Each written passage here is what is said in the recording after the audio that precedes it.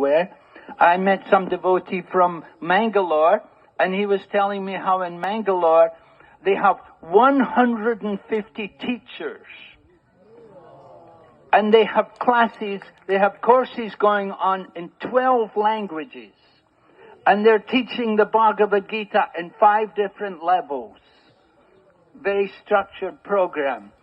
So they have like thousands, the congregation just expanded unlimitedly by preaching, by having these courses, by offering these kind of courses to people, letting them come and enroll online. They can study the Bhagavad Gita, and they have these courses going on all over, and it's all based in Mangalore.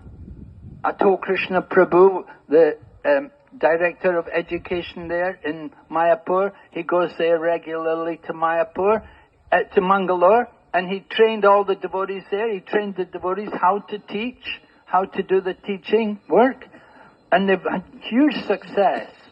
A devotee told me they had no money initially. He said, but after they started doing all these courses, they got so many people, so many students, and when they wanted donations, they got so much money.